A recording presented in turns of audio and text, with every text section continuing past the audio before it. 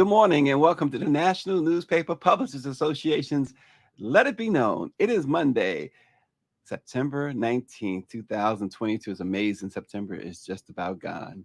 Well, past trauma showing up in today's relationships. Author Nijiama Smalls has penned The Black Girl's Guide to Healing Emotional Wounds, a book about the trauma and emotional wounds that she says holds Black women back and prevents them from being their best selves. In the book, Najima peels back the layers to discover how Black women and girls are wired and what has caused them to be wired the way in which they are when it comes to so-called daddy issues, mommy issues, toxic relationships, and shame. The author attempts to tear down the inner chaos and rebuild with healthy learned behavior that helps Black women to give and receive love from the healthiest parts of themselves. The objective of this book, she says, is healing and unity. We speak to Najima Smalls right here on Let It Be Known.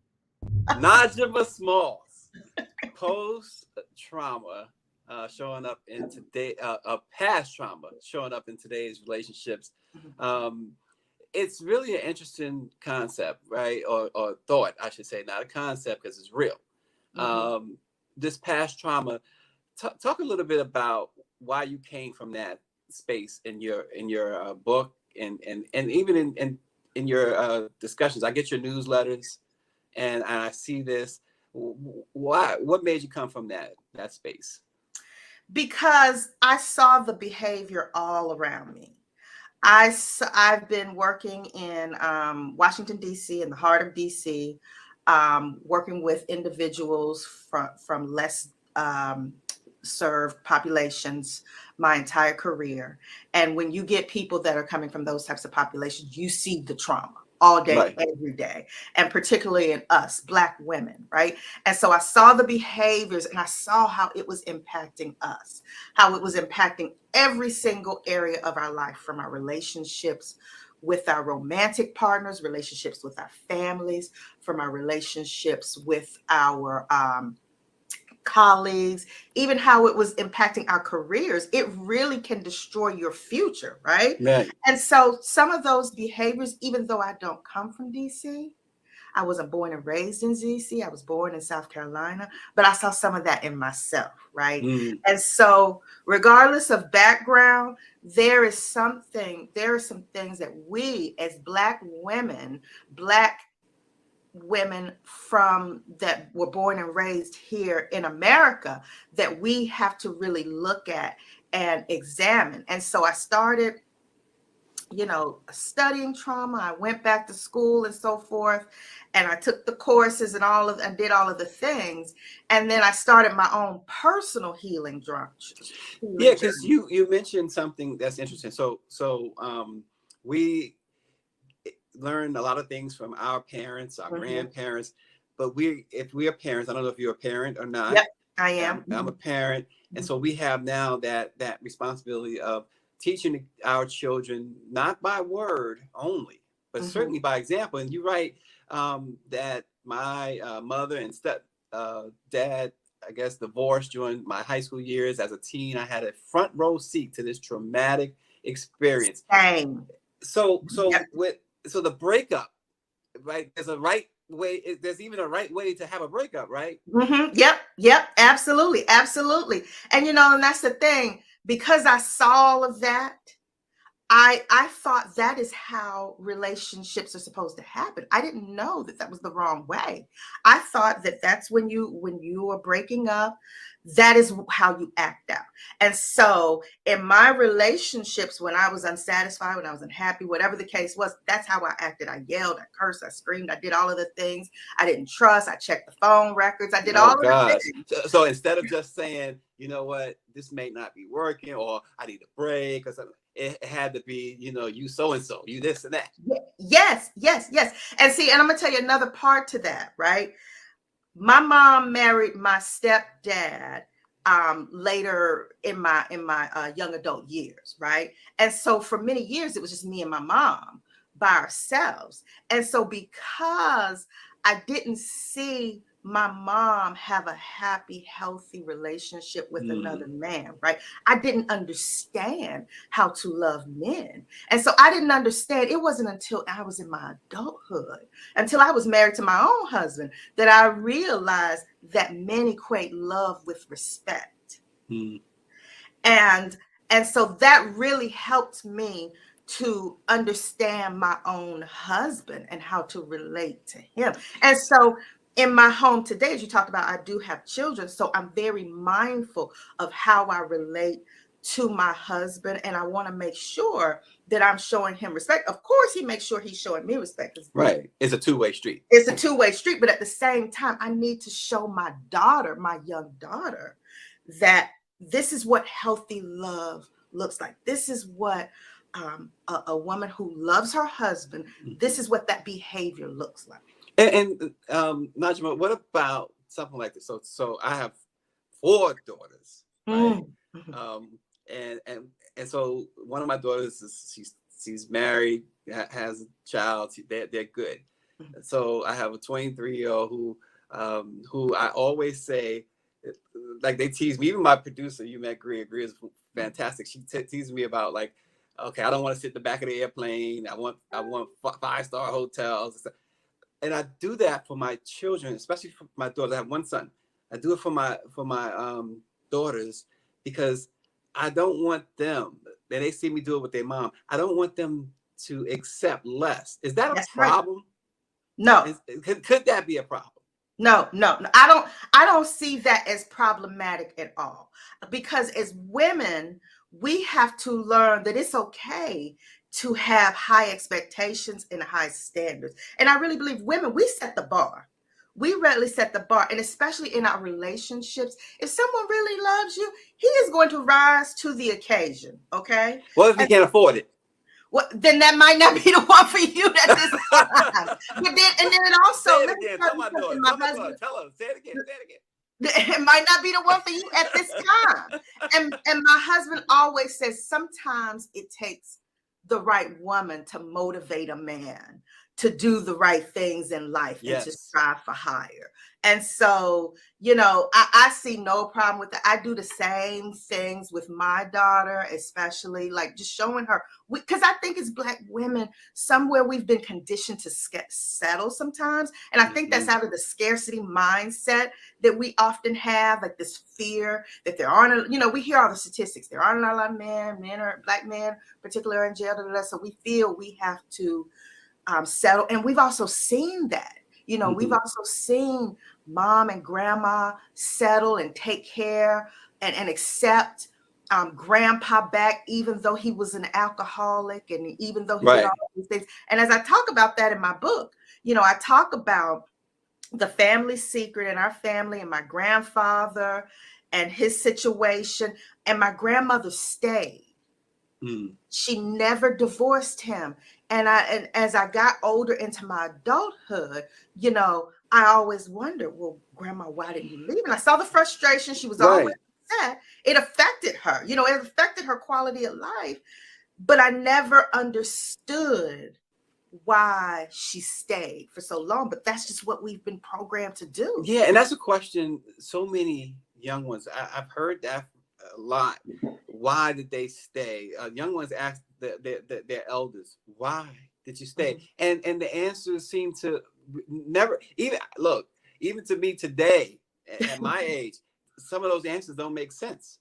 They But don't make sense. but does it somehow circle back to the theme of trauma and how trauma can be, you can go several ways with trauma, right? It can be a motivating tool to not follow that Mhm. previous path that perhaps your parents or grandparents followed, or it could make you accept that this guy's gonna abuse me. Mhm. He might hit me once or twice, and once is too many. Oh, but yes. but he might drink too much. He might hang out with his boys too much or whatever. Mhm. um how does one process all of that though? And because you gotta, the cycle has to end somewhere, right? Yeah, it has to end somewhere. Yeah. And the thing about trauma is trauma and fear live in the same space. They're best friends. So when trauma comes, it brings its buddy fear right along with it, right? Hmm. And so when we talk about those elders in our family that stayed longer than they needed to stay, there was fear there, and especially for us, especially for Black America, right? Because we needed those two-parent households back then, because it was like, if he leaves, the money leaves, right? And then I Yeah. can't feed the family, and I can't, all the things go. So it was that fear sometimes that kept them in those spaces that were just truly unhealthy. And we really got to let go of the fear. Right. Really got to look and dig deep into it. Yeah. So how does that happen?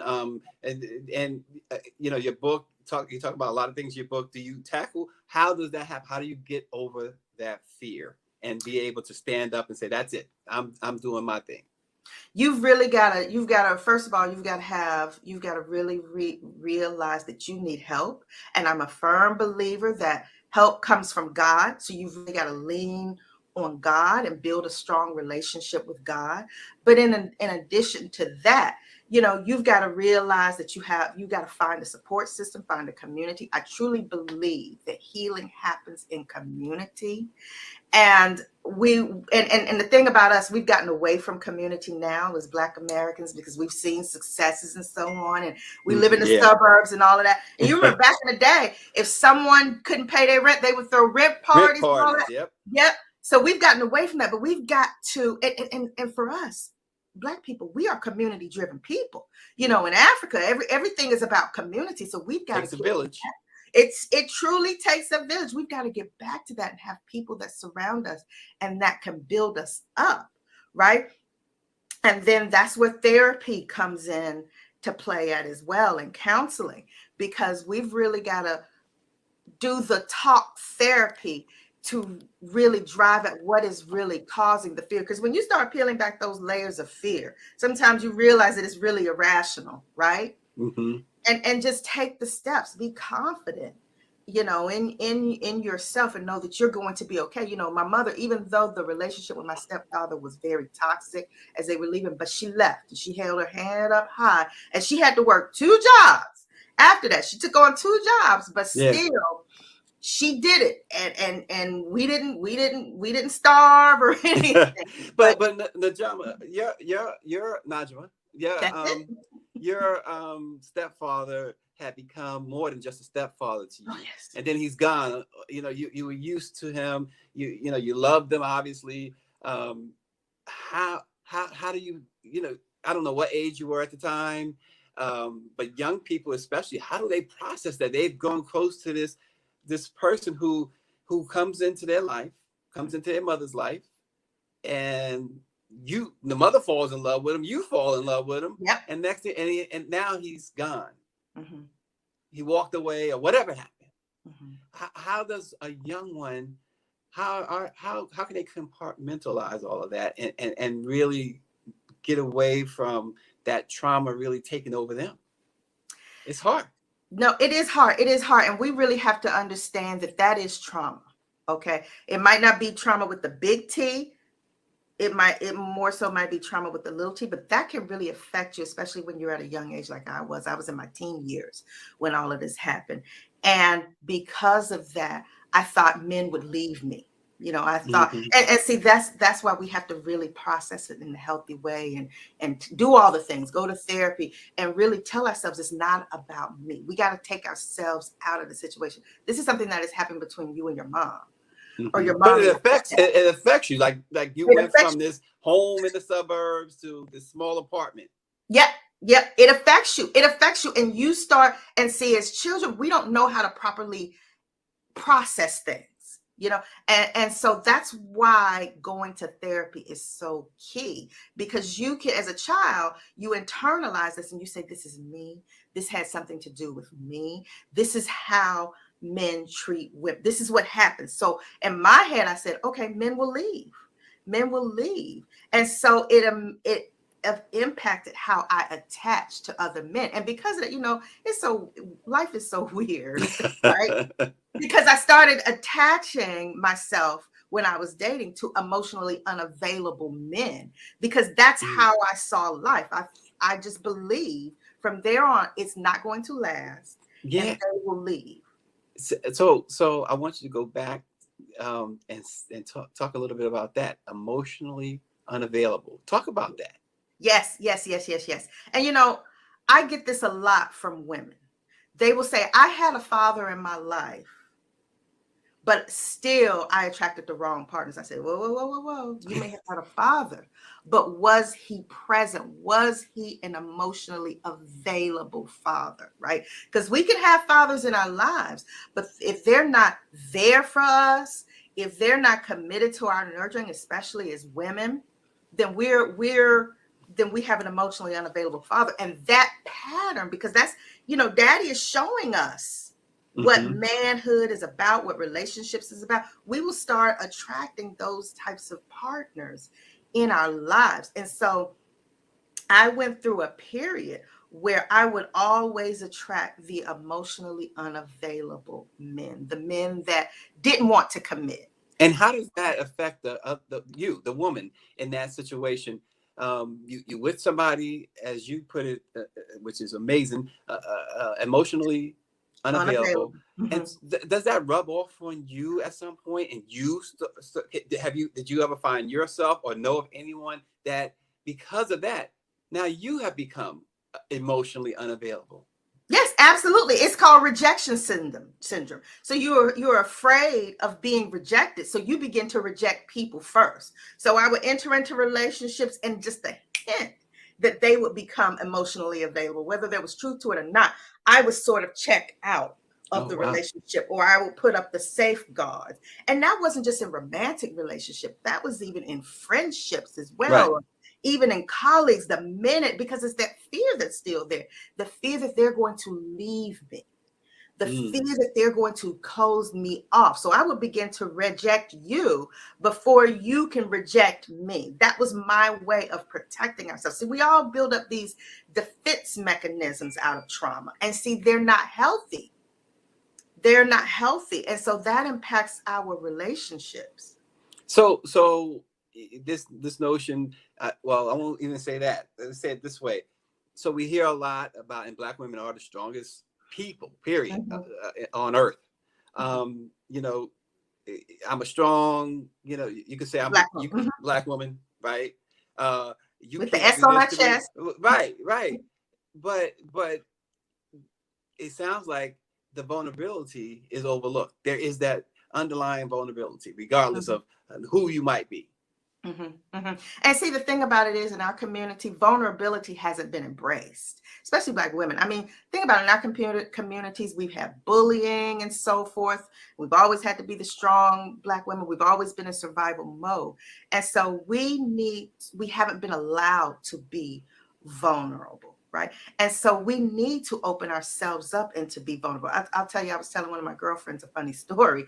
I said, when I'm around my white friends, if something hurts them, they will cry in a minute. They have no problem. They will just, my white girlfriends, my sisters, they will cry in a minute and they will tell you, oh my God, this happened. Da, da, da. Whereas our sisters will be like, oh, I'm okay. Yes, this happened, but I'm fine. It's okay. No, it's not okay. And it's okay to cry. It's okay to let it out. But as Black women, we have to make it comfortable enough Yeah. for other Black women to cry and not judge, because we have to get it out. We What have about? to be able to say, I'm not okay. Yeah, yeah. What about just briefly, Black men? Mm. As far as that whole idea of crying, I got to tell you, I got a problem with men just crying, just crying on a whim. Like, I'm gonna say this, and I know he's gonna be mad at me for saying it. I know he's gonna be mad at me, but he know I love him. My son-in-law. I'm walking my daughter down the aisle. I'm walking her down the aisle, and homeboy is flooded with tears. The old snot thing Oh. coming. I'm like, let's turn around and just go leave this. Yeah, that stuff gets to me. I mean, I'm not, macho man by any stretch, but I just the cry. My daughters will tell you. I think they'll tell you. Dang, I've never seen dad cry. Now that might not be healthy, Mm-hmm. right? That might be extreme, but I just don't. How do women perceive us if we are just crying? Just How do y'all perceive us? Because we, they say, there's a lot of us, a lot of black men locked up, a lot of black men emotionally unavailable. But then you got the criers. How do y'all see that? That's Would you rather funny. be with somebody emotionally unavailable or somebody who just cry all the time? Well, and that's the thing. Men in general are raised not to cry, and I even see that my son, my husband with my son, if my son is only 8, and my husband will be like, "What are you crying for?" And I'm like, "He's 8. It's okay if he cries," and my husband, he's not a crier at all, but and so, but I do think we have to make it comfortable for black men to express their emotions. And I'm not just saying black men, but men in general express their emotions, because what I do notice is that with men, y'all tend to turn to anger. I mean, and you see it now. These Maybe young that's my problem. men, yeah, and you see these young men now that just shooting up schools, right? Oh, And gosh. there's some anger there. And so I really think as a community, we have to make it okay for men in general of all backgrounds to be able to say, "I'm not okay. Right. I am hurt. I'm sure." And I see it in my son. If something happens, he'll go to anger. Whereas my daughter just cry and, and so I think with men, and especially when you have, other men saying, "Don't cry, don't cry," they don't know where to go with the pain they're feeling, or the disappointment they're feeling. So they just go to anger because they feel like, well, that's the safest place I can go. And so I do feel like we have to make it okay for men to express their emotions. And I think that's even with women, right? And I'll be honest with you, because my uncles and so forth, they never cried. I around very macho uncles and so on. And so I remember when I was dating, I was like, "Men shouldn't cry. Men shouldn't cry." No. And my sister married the same thing happened to your daughter. Her husband at the wedding, he just cried. And I was like, "Oh Lord, what's going on? We're the wrong family for that." But come on now. But some men, there are a segment of our population of men that do express their emotions in that way. And we've just got to make it safe for them, because we're all dealing with emotions. Even though we say, men have emotions, but y'all deal with them differently. Y'all are able to compartmentalize your emotions. You guys are able to say, "This happened at work. This is a work situation. It's not going to bleed over to my home life." Oh Lord, things be happening at work now. Yeah. Whereas women, if something happens at work, we come home and we got to tell you about it. And we're angry about it, and it just affects. We're mad the whole day, all night about it. We don't know how to separate it. Yeah. Compartmentalize. And I tell my husband all the time, "Teach me how to compartmentalize like you do." But you mentioned too about your own toxic behavior, right? Mm-hmm. And I think to come out and make that, put that on, in such a major way publicly, in such a major way in the book, it's really interesting because you own up to something, and that's the thing. When you're thinking about trauma and overcoming trauma, you have to own up to some things, right? Mm-hmm. Yeah, you have to own it, and that's the first step. Is you have to build that awareness, because you can't heal what you're not aware of. And that's most of the resources that I have on my site. First, helping us to become aware of the issues that we're facing, the trauma that we have in our lives. And I had to accept that the ways that I was showing up, being quick to curse people out, being quick to pop off, and all the toxic behaviors and the thing about it is, in our community, we celebrate this stuff. Right. Look at the reality TV show. She threw shade and she told her off and all that. We celebrate that behavior. And I didn't want my daughter being like that. I didn't want her to see, well, mommy, when she's upset, when things don't go away, she behaves like a petulant child. Mm-hmm. And so I had to, and even my own husband was like, "You so easy to go off on somebody." And I was like, that's just the way I am. And that's not acceptable. And Right. so we have to be better, because I wanted to be at peace with here first and foremost. I wanted peace inside of me. And that when you're always, hypersensitive and just ready and ready to just give people a piece of your mind and rip into people, there's no peace in here. And we have to realize there is no peace Mm. when you have that. And so I had to accept that Yeah. first. Well, we're talking to Nijiama Najma. Najima Smalls, about past trauma affecting today's relationship right here at the Black Press of America's Let It Be Known.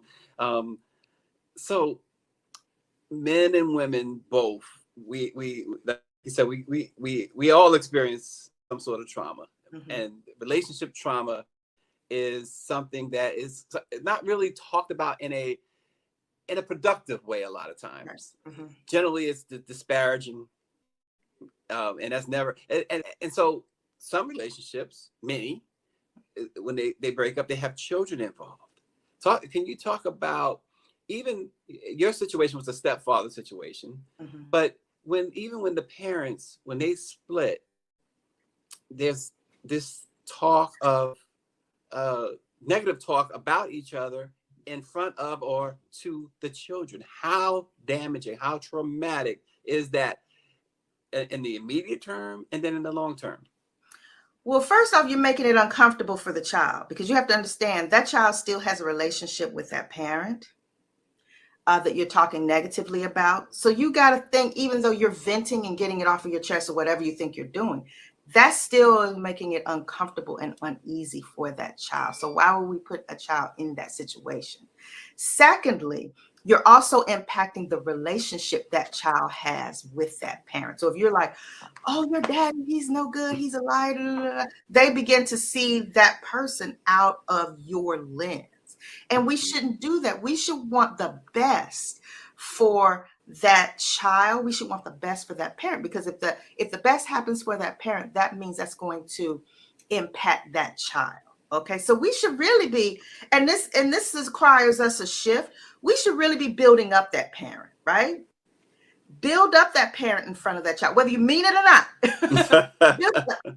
Your dad, your dad and I are not together, but your dad is a great man. He's a good man.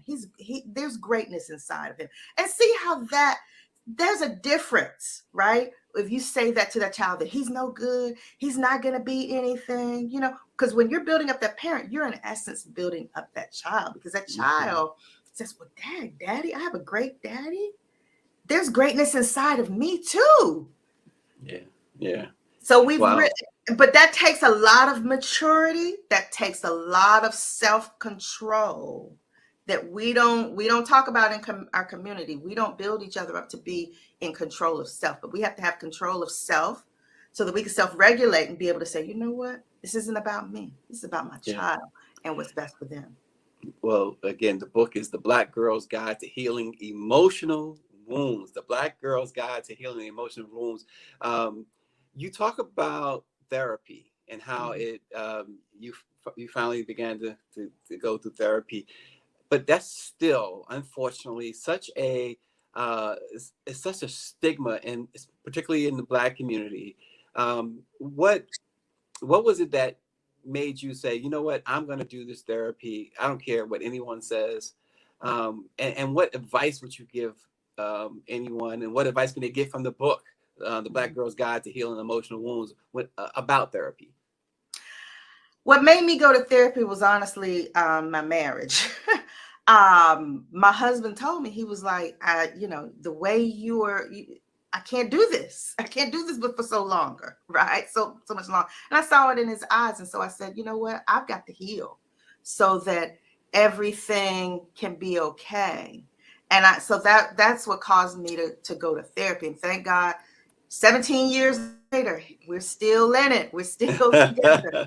So I'm grateful for that. And I think, unfortunately, there is still, a stigma in our community in regards to therapy. I do surveys and research. And when I talk to our sisters and brothers in the Black community, many of us are still afraid to go to therapy. And so we've really got to understand, and there's so many different reasons for it. I don't have time, health care, insurance, Right. it's expensive, all of these types of things. Here's the thing, y'all. We make time for what's important. Yeah. Okay. And we've just got to make time for it, however it fits our schedule, whether it's once a week, once every 2 weeks, once a month. We've got to make time for it because it is important. And I would tell you, therapy is life changing. And it's It not is just life sitting on changing. laying on a couch, right? It's not just laying on a couch and just spewing out, and especially if you get a great therapist, they will give you homework assignments that you can do. And please go to my website, The Black Girl's Guide to Healing Emotional Wounds, because I talk about, there's a piece about going to therapy. There's an entire page dedicated to it. And it talks about how you can prepare yourself for therapy, because you got to have some goals. You can't just go in there and say, hey, I'm here. Have some goals. What do you want to work on? Whether it's your self-esteem, your self-worth, dealing with past rejection, dealing with, your parents' divorce and childhood, inner child wounds or whatever. You've got to have a goal that you want when you're going to therapy that will guide the conversations. And just look at it as having conversations with a professional. And there would be some days, I have a good girlfriend who's in therapy now. She would tell me that, and she's going through a divorce, and she would tell me that this is really the first time in her adult life that she's really cried. Mm. And she said she goes to therapy Wow. now, and it just comes out.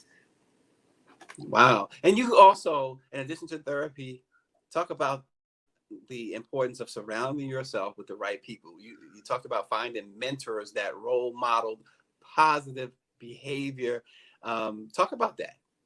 That is so key, because like I said, in my family, I never there's no one in my family at that time that had positive relationships, right? In terms of marriage and so on. And even those that were married, it was just a lot of drama involved. And for me, it was the church I went to when I moved here to the DC area. The church I went to, it was filled with a lot of positive couples.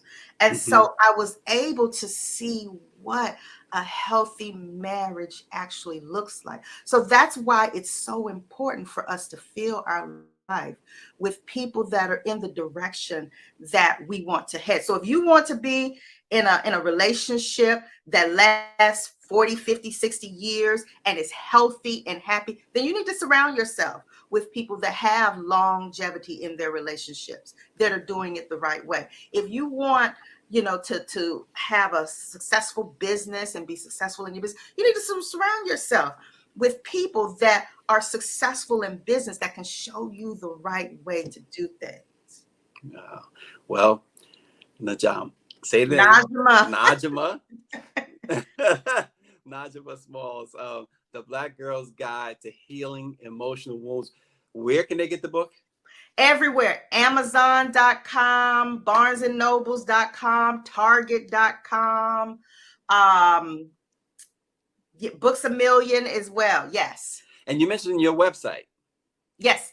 Please go to my website, The Black Girl's Guide to Healing Emotional Wounds. Men, you can go there as well. I have a section on there called For the Brothers.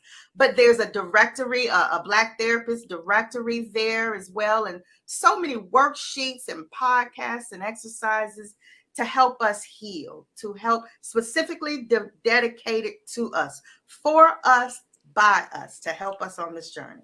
Well, you're not going to make me cry. I guarantee you that. You're not going to make me cry. I'm going to get a tear out of you, Stacey. Oh, guys. Well, we really appreciate you. And we hope that everybody will go to, whether it's Amazon or wherever, The Black Girl's Guide to Healing Emotional Wounds. Pick it up. It's some great stuff in there. Some real great stuff. And we really appreciate you joining the Black Press. Let it be known. This has been really, really insightful. We really appreciate you. Oh, thank you. It's been my honor. Thank you. Yeah, certainly insightful there. Go check out the book, check out her website. And there are many ways now, National Alliance of Mental Illness, NAMI, and other places you can go if you're experiencing trauma, mental health, and otherwise. Uh, a fragile power grid in Puerto Rico in the path of Hurricane Fiona has created an island wide crisis as the territory's electrical system went completely out of service due to the hurricane. On Sunday afternoon, a transmission grid knocked out 1.4 million tracked residents of the island, according to Power Outage US. Outages were at over 500,000 residents Sunday morning before the territory wide blackout. Internet outages across the island also spiked as the power went out. Luma, Luma Energy, the private company that handles the transmission and distribution of electricity in Puerto Rico, said that full power restoration could take days due to the magnitude and scope of the blackout. They are confident, though, that eventually they have the resources, the necessary resources to respond. So, keeping our eye on that situation in Puerto Rico. It is hurricane season, and Puerto Rico has been hit really hard. No power there. So, if you have loved ones or friends in Puerto Rico, um, uh, know that you can reach out and somehow reach out to them and just check on them. It's any way you can. Thanks for joining. Let it be known, and we will see you tomorrow.